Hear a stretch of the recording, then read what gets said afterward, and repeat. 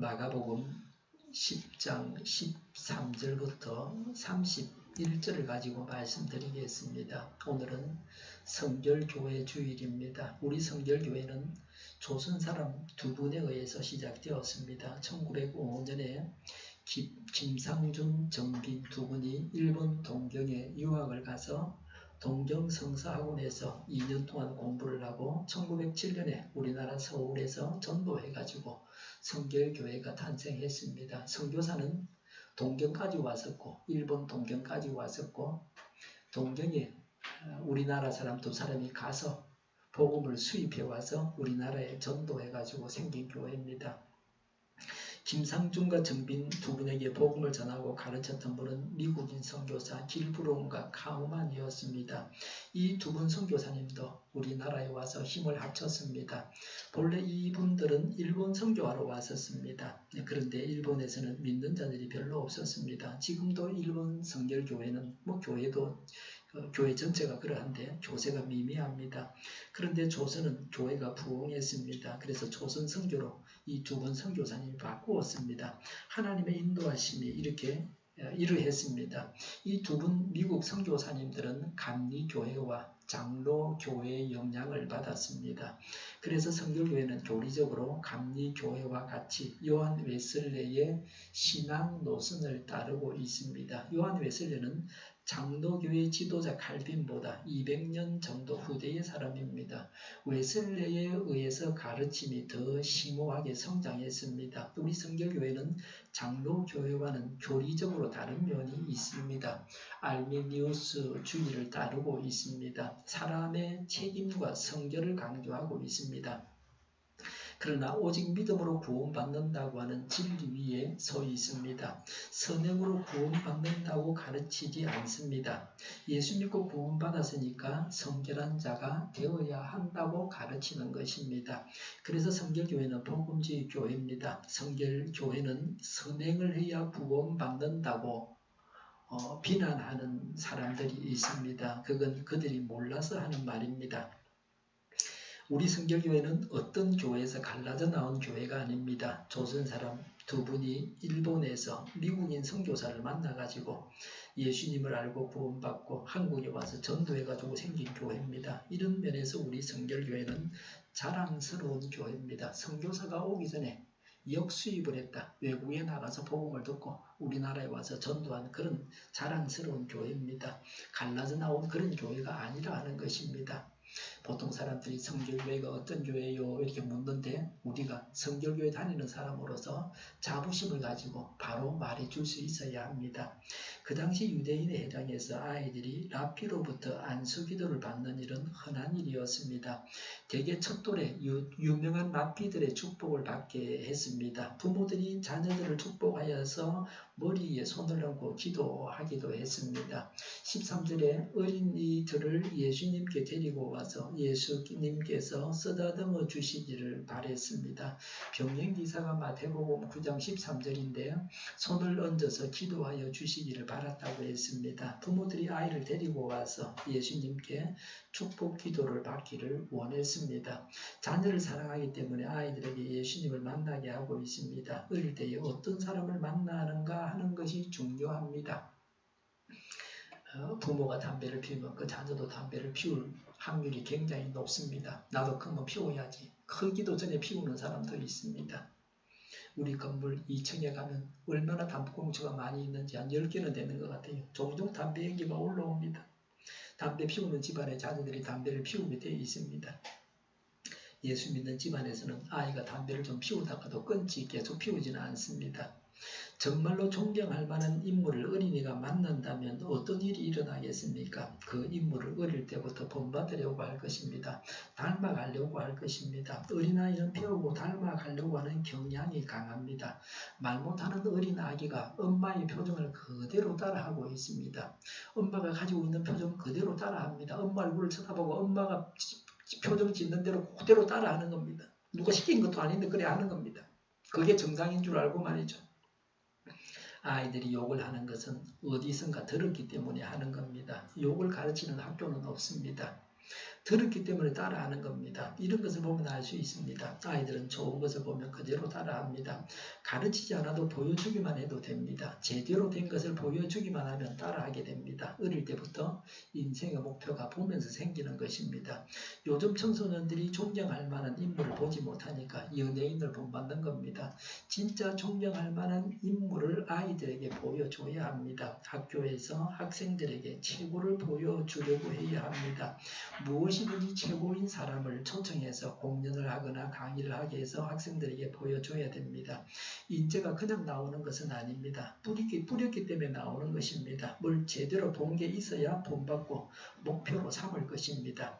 어른들은 제대로 된 삶의 모범을 다음 세대에게 보여줘야 합니다. 모범적으로 사는 것이 중요합니다. 내가 바르게 사는 것이 중요합니다. 어린이가 예수님을 만나는데 장애가 있었습니다. 13절에 예수님의 제자들이 아이들과 그 부모들을 꾸짖었습니다. 지금까지 인류 역사를 더듬어 보면은 아이들을 내내 꾸짖었습니다. 아이들도 귀한 사람이라는 사실을 발견한 것이 얼마 되지 않았습니다. 어린이가 사람으로 존중받지를 못했습니다. 특히 제가 어릴 때만 해도 아이가 많으니까 엄마가 아이를 두들겨 패면서 원수야 그러고 두들겨 팼습니다. 왜 나와가지고 고생을 속을 썩이느냐고 그러는 거죠. 입도 많고 먹을 건 없고 애는 많고 말이죠. 엄마도 여러 명을 돌봐야 되니까 굉장히 힘이 드는 겁니다. 지금하고는 세상이 완전히 다릅니다. 1957년에 어린이 현장에서 어린이들의 권리와 복지를 보장해 줄 것을 서약했습니다. 교회 안에서도 어린이를 위한 운동이 20세기에 들어와서 활발해졌습니다. 왜 꾸짖었습니까? 제자들 생각에는 예수님께서 좀 더 명망이 있는 사람을 만나야 된다라고 생각했습니다. 예수님의 신분이 상승해야 제자들도 신분이 동반 상승할 것입니다. 이런 계산이 있었을 것입니다. 예수님이 왕이 되면 제자들은 적어도 대신 정도는 한다고 좋아했습니다. 지금 우리나라 정치 체제로 말하면 장관 정도 한다 이 말이죠. 예수님께서 아이들을 만나가지고 무슨 유익이 있느냐 하는 것입니다.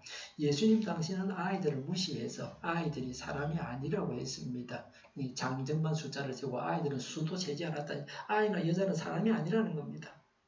요새 우리 주변에서 갓난 아기를 보는 일이 흔하지 않습니다. 간혹 롯데백화점에 가면 강복점에 가면 유모차를 탄 아이들을 보게 됩니다. 갓난 아기를 유심히 쳐다보죠. 요새 보기 힘든 아이들이니까 강아지를 유모차 같은 데 태우고 다니는 사람은 있어도 아이 태우는 걸 잘 보기 힘들어 우리 동네에서는요. 부모가 아이를 귀하게 키우고 있습니다. 저도 남의 아이지만 귀하게 생각하고 있습니다. 요새는 나이 든 사람을 무시하는 풍조가 있습니다. 그런 사회의 여건이 조성되어 있습니다. 어느 세대의 사람도 무시당해서는 안 됩니다. 컴퓨터와 휴대폰을 사용하면서 나이 든 사람은 젊은 사람에게 배워야 됩니다. 교회에서 봉고차를 제가 타고 다니는데 대체로 젊은 애들은 또 어린 애들은 사문 열고 닫고 하는 거 잘하는데 나이 드신 분들이 잘 못합니다. 젊은 사람에게 어르신들이 배워야 됩니다. 길에서 청년들에게 물으면 친절하게 잘 가르쳐 줍니다. 저 같은 경우는 답답한 일이 있으면 자녀들에게 바쁜데 제가 질문 안 하고요. 다음 팁에다가 물어보면 시간 나는 사람이 가르쳐 줘요. 주로 전국적으로. 그걸 보는 사람들이 그 보는 순간에 바로 알려주기도 하고 그럽니다. 갈수록 수명이 길어지고 있습니다. 고령자가 많아지고 있습니다. 노년을 어떻게 보내야 하는지를 생각해야 합니다. 자녀가 있지만 자녀들은 또 자녀들 일로 나름대로 바쁩니다. 자녀가 부모를 위해서만 살 수는 없습니다. 고령자들이 스스로 의미 있는 삶을 자기가 살아가야 합니다. 노년에 악기도 배울 수 있고 운동도 할 수 있습니다. 저는 평일 오전에 구민체력단련실에서 탁구를 1시간 정도 칩니다. 사람도 사귀고 운동도 되고 좋습니다. 요새 같은 날씨에 땀도 뻘뻘 흘리고 그럽니다. 거기서 헬스도 합니다. 돈은 안 듭니다. 라켓만 가져가면 되고 또 탁구공은 주는 사람도 있고 그렇게 해서 그냥 치고 있습니다. 근력 운동을 해야 건강해집니다. 근력 운동이 중요한 것은 더 말할 필요가 없습니다. 무료하게 보내지 말고 100세를 산다고 생각을 하고 무언가 의미 있는 일을 해야 합니다. 내가 100세까지 산다고 생각하고 그렇게 살아야 된다. 물론 80세에 돌아가시더라도 90세에 돌아가시더라도 길게 계획을 세우고 그렇게 사셔야 된다. 그리고 100세 넘어도 살 수도 있습니다. 모지스 할머니는 75살이 되던 해에 류마티스 관절염으로 자수 바늘에다가 실을 꿰일 수가 없었습니다. 그래서 취미로 그림을 그렸습니다. 75살에 시작해서 101살까지 그림을 그렸습니다. 80살에 첫 개인전을 열었습니다. 100살에는 세계적인 화가가 되었습니다. 모두가 늦었다고 이야기할 때 할머니는 지금이 가장 좋은 때라고 합니다. 어릴 때부터 늘 그림을 그리고 싶었는데 75살이 되어서야 시작할 수 있었어요. 좋아하는 일을 천천히 하세요. 때로는 삶이 재촉하더라도 서두르지 마세요 라고 그 할머니는 말합니다. 요새 할머니들 텔레비 프로그램을 보면요, 너무 바빠요. 너무 빠듯해요. 뭐 좀 쉴 틈 없이 이것저것 많이 하고 다니시는데요. 그러니까 너무 바쁜 거는 어르신들에게 안 좋아요. 운동도 너무 많이 하면 안 돼요. 적당하게 해야 돼요. 허리 아픈 분들, 몸 많이 아픈 분들이 있는데 운동을 적당하게 해야 된다. 몸살 안 날 만큼. 근육이 생기고 힘이 생기려면 적어도 6개월, 1년, 2년은 내다봐야 됩니다. 좋아하는 일을 천천히 하세요. 때로는 삶이 재촉하더라도 서둘러서는 안 됩니다. 100년을 넘게 살아낸 인생이 전하는 삶의 오롯한 지혜가 담긴 말이 아닐 수 없습니다. 존 F 케네디 대통령은 그녀를 미국인의 삶에서 가장 사랑받는 인물이라고 했습니다. 타임지 표지에 그녀의 얼굴이 실리기도 했습니다. 그녀는 12살 때부터 15년 동안 가정부로 일을 했지만 그때도 삶을 비관하지는 않았습니다. 결국 삶이란 우리 스스로 만드는 것이라고 그녀는 말했습니다. 모지스 할머니는 이제라도 그림을 그리고자 원하는 이들에게 권합니다. 그림 그리는 일은 서두르지 않는다면 아주 즐거운 취미가 될 수 있습니다. 나는 여유를 갖고 꼼꼼하게 그림을 완성하는 걸 좋아합니다. 자신이 하고 싶은 일을 시작하면 됩니다. 재능이 전부인 양 어려서부터 맹훈련을 해야 성공한다고 강요하는 세태를 향해서 모지스 할머니는 온 삶으로 느릿함의 미덕을 보여주었습니다. 어느 잡화섬에 걸린 모지스 할머니의 그림을 아트 컬렉터인 콜드가, 미술품 수집가인 콜드가 3달러에, 우리나라 돈으로 말하면 3,300원이죠. 3달러에 산 그림이 2006년 경매 시장에서 무려 120만 달러에 팔렸습니다. 120만 달러면 얼마죠? 제가 계산기를 두들겼어요. 13억입니다. 제자들은 예수님의 휴식에 어린 아이들이 방해가 된다고 생각을 했습니다. 특히 예수님은 이제 곧 예루살렘에 입성하셔서 십자가를 지시게 됩니다. 이 일을 앞두고 예수님께서 긴장하고 계셨음을 제자들이 알고 있었기 때문입니다. 제자들은 예수님께서 아이들을 맞아줄 만큼 여유가 없다고 생각했습니다. 그러나 예수님은 이런 중에도 아이들을 축복해 주실 여유를 지니셨습니다. 한마디로 말해서 제자들은 아이들을 예수님이 만나 주어야 할 가치 있는 자로 보지 않았습니다. 요사이는 어린이들이 예수님을 만나는데 방해가 되는 것은 무엇입니까? 아이들도 너무 바빠서 예수님을 만날 수가 없습니다. 집마다 차가 있죠. 주말이면 부모와 함께 차를 타고 어딘가 갑니다. 그래서 아이들이 교회를 못 나옵니다. 아예 어린이 수가 매우 적습니다. 아이를 많이 낳아야 됩니다. 교회마다 어린이 수가 급감하고 있습니다. 그래서 다음 세대 한국 교회의 희망이 흐려지고 있습니다. 아이들을 예수님께 나아가지 못하게 했을 때 예수님은 뭐라고 하셨습니까? 14절에 예수님은 노하셨습니다. 예수님은 자신을 모독한다고 분노하지 않으셨습니다. 예수님은 십자가에 달리셨어도 노하지 아니하셨습니다. 십자가에 매달려가지고 예수님이 나는 죄도 없는데 하면서 이를 부득부득 하고 화를 내고 그랬는가? 그거 아닙니다. 그러지 않으셨습니다. 자신의 유익을 위해서 분노하는 사람들과 다른 예수님이십니다. 어린 아이들을 사랑하셔서 어린이들이 예수님께로 나아오지 못하게 막는 모든 것에 대해서 예수님은 진노하십니다. 아이들을 예수님께로 나아가지 못하게 하는 것은 하나님의 뜻이 아닙니다. 지금도 진노하시는 하나님을 상상해 보시기를 바랍니다. 14절에 어린이들이 예수님께 오는 것을 용납하고 허락하고 금하지 말아라. 아무 생각 없이 방해하기도 하고 부주의로 방해하기도 합니다. 가정에 신방을 가서 예배 드리려고 하면 아이들은 나가 놀아라 그럽니다. 물론 예배에 방해가 되면 그렇게 해야 될 필요도 있습니다. 그런데 아이들도 예배를 드리고 예배 드리는 훈련을 해야 됩니다. 할 수 있으면 하면 좋습니다. 매일 예배를 드리는 어린이는 예배 드리는데 훈련이 되어져 있습니다. 예배에 아이들을 참석시켜야 합니다. 아이들은 예배 드리지 않아도 된다고 하는 생각이 잘못된 것입니다. 16절에 깨어누시고 손을 얹어 축복해 주셨습니다. 예수님은 어린이를 환영하십니다. 모든 사람들이 예수님으로부터 환대를 받았습니까? 바리새인들은 책망을 받았습니다. 믿음이 없는 제자들을 책망하셨습니다. 믿음이 좋은 사람은 칭찬을 받았습니다. 그러나 예수님께 나아가서 그냥 칭찬을 받는 사람은 어린이뿐입니다.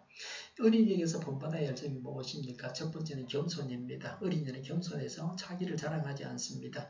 간혹 자기 자랑하는 어린애가 있는데 그건 어른들의 잘못을 본받아서 그럽니다. 두 번째, 어린이는 순종합니다. 어린이의 자연적인 본능은 순종입니다. 아집, 교만, 거짓된 독립성이 없습니다. 어린의 말을 잘 따릅니다. 세 번째, 어린이는 신뢰합니다. 본의를 인정합니다. 부모나 선생님을 인정합니다. 자기의 무지와 무력을 압니다. 타인을 신뢰합니다. 의심이 없고 좋게만 생각합니다. 그래서 유괴당하기 쉽습니다. 네 번째, 어린이는 원한을 품지 않고 복수하지 않습니다. 억울한 일을 당해도 잘 잊어먹습니다. 아이들은 순수하고 단순해서 그렇습니다. 성경에서 어린이가 항상 좋은 의미는 아닙니다. 믿음에서 어린아이가 되어서는 안 됩니다. 자라가야 되죠.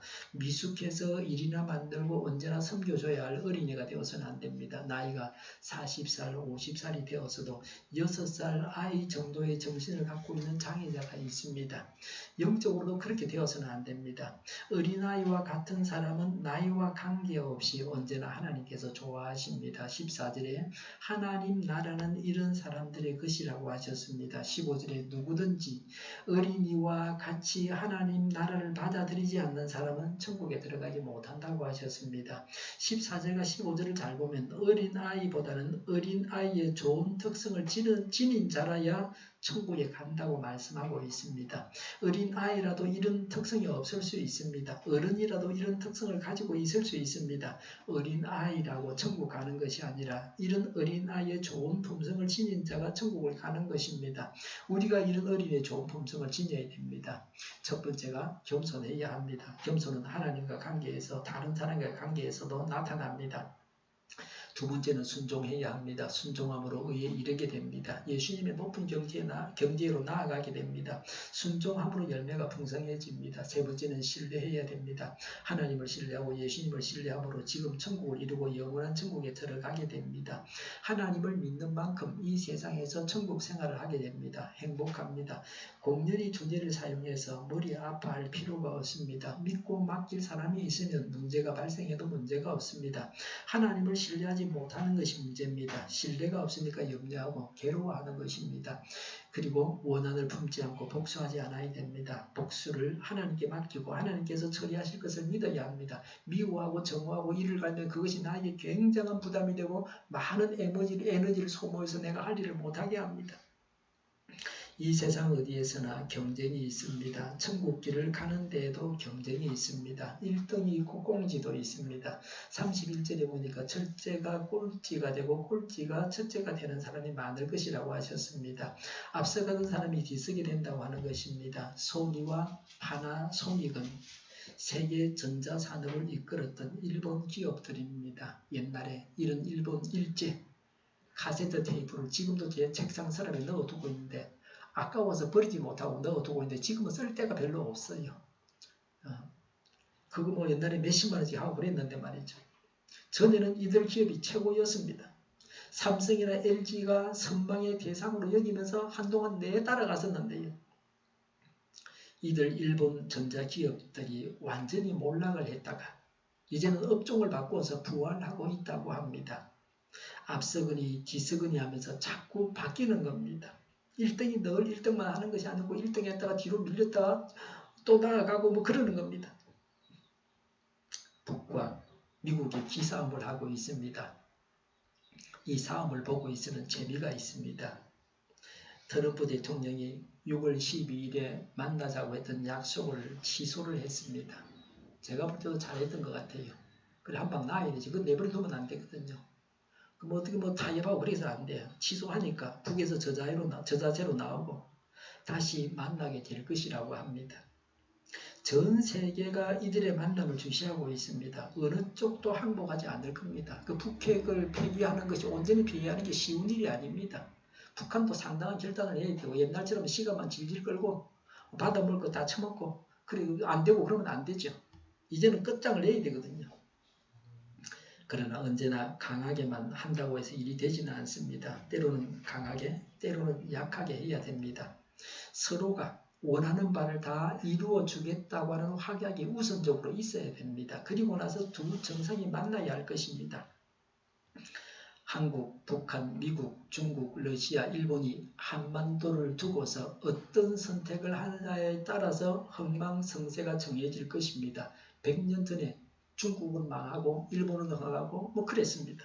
지금도 그런 일이 일어나고 있는데 그 충돌 지점이 한반도라고 하는 겁니다. 100년 전이나 지금이나 똑같습니다. 이런저런 선택에 따라서 예상도 하지만 실제로 해보아야 정확한 것을 알 수 있습니다. 어떤 선택을 하느냐에 따라서 흥하기도 하고 몰락하기도 합니다. 변화하는 세상에 맞추어서 적절한 선택을 해야 됩니다. 지금 우리가 부상을 하기 시작해서 우리 주변의 모든 강대국들을 다 눌러야 됩니다. 대한민국이 우리나라가 통일을 해서 일본이나 러시아나 중국이나 미국을 다 누르고 세계 초강대국이 되어야 합니다. 사람에게는 이런 선택이 쉬운 일이 아닙니다. 그러니 사람이 늘 흥하지는 않습니다. 어떤 나라도 흥했다가 망하는 과정을 거치게 됩니다. 뭐 기업도 마찬가지죠. 천국길을 가는데 순서가 잘 바뀝니다. 그러니 열심을 가지고 앞서가야 합니다. 천국길은 자기가 어떻게 마음먹고 하느냐에 따라서 전혀 달라지게 됩니다. 첫째가 되기도 하고 꼴찌가 되기도 합니다. 앞서거니 뒤서거니 하는 것입니다. 겨우 교회에 다니던 사람이 남을 이끌고 교회에 가는 사람으로 바뀝니다. 교회를 잘 다니던 사람이 교회를 쉬게 되고 교회를 안 다니던 사람이 교회에서 충성 봉사하게 됩니다. 뭐 목사가 된 사람도 있고 그렇습니다. 이렇게 자꾸 순서가 바뀌니까 긴장감을 가지고 자라게 되어 있습니다. 천국길에서 꼴찌가 지옥 가서 최고로 중한 심판을 받는 사람입니다. 천국에 간다고 해도 부끄러운 구원을 받을 리도 있습니다. 이 세상에서는 꼴찌 하더라도 천국 가는 데에는 꼴찌를 해서는 안 됩니다. 학교 성적이 꼴찌가 되어도 기분이 나쁜데 천국 가는데 꼴찌해서 되겠습니까? 천국에서 누릴 영광을 생각하면서 다름질을 해야 합니다. 천국에서 최고의 영광을 누리는 자가 되어야 합니다. 돈이 많은 사람은 이 세상에서 앞서갑니다. 돈이 있어야 좋은 컴퓨터와 프로그램을 살 수 있습니다. 삼성 노트북이 좋죠. 근데 비싼 것과 싼 것은 완전히 다릅니다. 제가 지금 쓰고 있는 이거는 한 2, 3년 전에 한 130만 원 주고 샀어요. 좀 제대로 된 거, 성능이 제대로 되고 빨리빨리 하게 하는, 빨리빨리 작동하는 겁니다. 우리 딸들이 산 거는 60만 원, 70만 원짜리 삼성 노트북인데 제가 가서 써보면 작동이 제대로 안 돼요. 저는 또 바이러스 체크 이런 거 정확하게 하거든요. 싼 거는 빛이 듭니다. 물론 싸고 좋은 것이 있는 경우도 있지만 이런 노트북 같은 경우는 어느 정도 돈은 줘야 제대로 쓸만합니다. 이거 쓰기 전에 3복권은 말이죠. 이렇게 동영상 촬영을 하면 그 나중에 보면 촬영한 게 멈춰요. 제대로 동영상 촬영이 안 되고 중간중간 멈추는 거예요. 엉망이에요. 그게. 그 물어보면요. 뭐 싸구려 이거 동영상 촬영해 주는 거 사가지고 달아래요. 그래 한동안 내 촬영하고 그랬죠. 좀 돈을 주고 비싼 거 사야 물건도 제대로 살 수 있습니다. 휴대폰도 돈 있는 사람은 최신형을 사용하게 됩니다. 근데 쓸 줄 모르도 소용없어요. 쓸 줄 알아야 되지. 최신형 아무리 폰을 갖고 있어도 사진을 제대로 찍어야 사진은 제대로 나오지 아무리 비싼 것도 제대로 못 찍고 그러면 안 돼요. 또 인터넷으로 보낼 때도 고화질로 잘 선택해서 보내야 됩니다. 돈이 있으면 심지어 사랑도 살 수 있습니다. 사람이 모이는 곳에서는 돈이 있어야 사람 대접도 받습니다. 돈이 있어야 쪽집게 가해를 받아서 좋은 대학에 가고 공부도 잘할 수도 있습니다. 돈이 있어야 교회도 사람을 모을 수가 있습니다. 22절에 그 청년은 재산이 많았다고 했습니다. 부자 청년입니다. 21절에 세상 재물을 다 가난한 사람들에게 나누어 주고 예수님을 따르면은 하늘에서 보화를 차지하게 된다고 예수님은 부자 청년에게 말씀하셨습니다. 그러나 22절에 이 청년은 예수님을 따르지 않았습니다. 예수님께서 재산을 다 나누어 주고 예수님을 따르라고 하셨기 때문에 아마 재산을 다 가지고 있는 채로 예수님을 따르라 그러면 따라들지 몰라요. 근데 재산을 다 가난한 사람에게 나누어 주고 따르라고 하니까 울상을 짓고 근심하면서 떠나갔습니다. 왜 그 청년이 예수님을 따르지 못했습니까? 22절에 보니까 그는 재산이 많았기 때문에 예수님을 따르지 않았다고 했습니다. 만약에 그 청년이 돈이 많지 않았다고 하면은 예수님을 따랐을 것입니다. 그 많은 재산을 버리지를 못해서 예수님을 따르지를 못했습니다. 돈 때문에 예수님의 제자가 되지를 못했습니다. 천국길을 가는 데에는 돈이 장애가 되기도 합니다. 물론 돈을 잘 사용할 수도 있습니다. 부자 청년은 세상에서는 앞선자였습니다. 그러나 천국길을 가는 데는 돈이 많았기 때문에 꼴찌가 되었습니다. 이렇게 순서가 완전히 뒤바뀌었습니다. 세상에서는 앞선자가, 교회에서는 뒤선자가 되기도 합니다. 돈 때문에 교회에 다니지 못하고 예수 믿지 못하는 사람들이 오늘날 많이 있습니다. 불신자들이 교회에 나오기 싫어하는 이유 중에 하나가 교회 가면 헌금을 내야 하기 때문입니다. 대부분의 사람들은 교회 가면 돈 달라고 하기 때문에 교회에 나오려고 하지 않습니다. 우리 동네에 한 할아버지는 저만 보면 그럽니다. 교회 안 가? 교회 가면 돈 내야 돼? 그러면서 교회 안 간다 그럽니다. 교회에서 돈을 주기 때문에 그 교회에 나간다는 사람도 있습니다. 교회에서 돈을 주면 더 많은 사람들이 교회에 나올 겁니다. 25절에 부자가 천국에 들어가기 어렵다고 예수님께서 말씀하셨습니다. 26절의 제자들은 놀라면서 누가 구원을 받을 수 있나라고 했습니다. 제자들이 이렇게 놀라는 데는 이유가 있습니다. 유대인들은 부자가 천국에 먼저 간다고 알고 있었습니다. 서울 갈 때 비행기 타고 가는 사람하고 완행열차 타고 가는 사람하고 누가 빨리 가겠습니까? 비행기 타는 사람이 빨리 가죠. 돈 많이 주고 말이죠. 저도 며칠 있다가 서울 갈 일이 있는데 비행기 표를 38,000원에 끊었어요.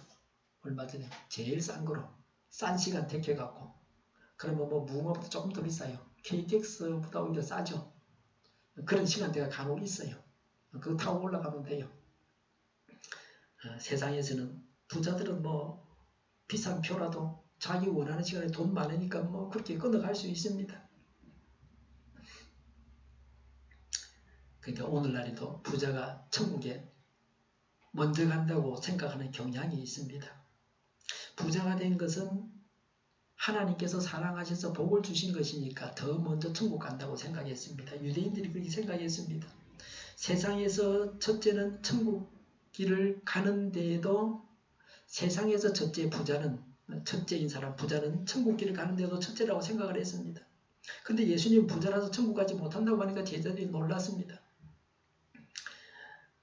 가난한 사람은 저주받은 사람이요 복을 받지 못한 사람이라고 생각하는 경향이 오늘날에도 있습니다. 그래서 부자가 먼저 천국 간다고 생각하는 경향이 지금도 있습니다. 예수 믿는 자에게 복은 뭡니까? 돈이 복입니까? 돈은 복의 부스러기입니다. 돈이 복의 전부라고 생각해서는 안 됩니다. 가난하다고 기죽을 것도 없고 부자라고 해서 우쭐댈 것도 없습니다. 돈은 기준과 가치관에 따라서 순서가 정반대로 바뀝니다. 첫째가 꼴찌가 되고 꼴찌가 첫째가 됩니다. 사람이 볼 때는 위대하지만 하나님께서 보실 때는 먼지와 같은 사람도 있습니다. 세상에서는 꼴찌를 하더라도 하나님 앞에서는 1등을 해야 됩니다. 천국길을 가는데 첫째는 어떤 사람입니까? 29절에 보니까 예수님을 위해서 복음을 위해서 집이나 형제나 자매나 어머니나 아버지나 자녀나 논밭을 버린 사람은 이 세상에서도 100배나 받고 오는 세상에서 영생을 받는다고 하셨습니다.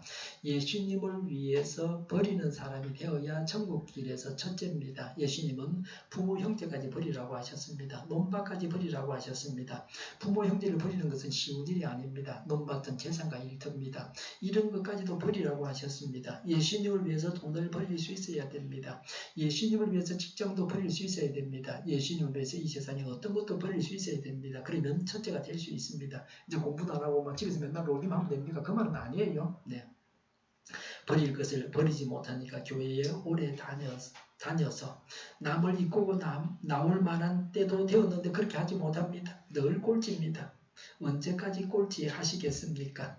천당에도 꼴찌로 겨우 들어가시겠습니까? 하나님 앞에 서셨을 때에 한평생을 예수님을 위해서 무엇을 했냐고 하나님께서 물으실 때에 뭐라고 대답하시겠습니까? 그냥 먹고 자고 하다가 왔습니다 라고 하시겠습니까? 이제는 버릴 것을 버려서 첫째가 되셔야 됩니다. 예수님을 위해서 무엇을 포기해야 됩니까?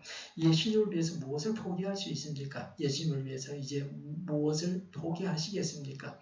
예수님께서 주시는 우리 각자의 성조표에서 첫째가 되려면 버릴 것을 버려야 됩니다. 무엇을 버려야 하는지 우리 각자에게 성령님께서 강하게 말씀해 주시기를 바랍니다. 게으름도 사실은 버려야 할 것입니다. 예수 믿는 사람이 부지런하지 않고서는 어떻게 하나님을 믿겠습니까? 세상의 삶도 살고 또 하나님 시키는 것도 해야 되니까 부지런해야 되죠. 어린이들이 예수님께 나오게 해야 됩니다. 사랑하는 자녀들에게 주어야 할 가장 귀한 것은 하나님을 믿는 신앙입니다. 자녀들이 예수님께로 나아가는데 방해하는 모든 것을 제거해야 합니다. 예수님은 어린이를 환영하시고 축복해 주셨습니다. 하나님 제일주의로 자녀를 양육하면 반드시 하나님께서 주시는 복을 받아서 누리게 됩니다. 어린아이의 심령은 겸손하고 순종하고 신뢰하고 순수하고 단순함을 지니고 또 복수하는 것은 하나님께 맡깁니다. 이렇게 우리가 어린아이의 좋은 품성을 본받아야 되겠습니다. 버릴 것을 버려서 천국에서 첫째가 되어야 되겠습니다. 기도하겠습니다. 버릴 것을 버려서 천국에서 첫째가 되게 하여 주시옵소서.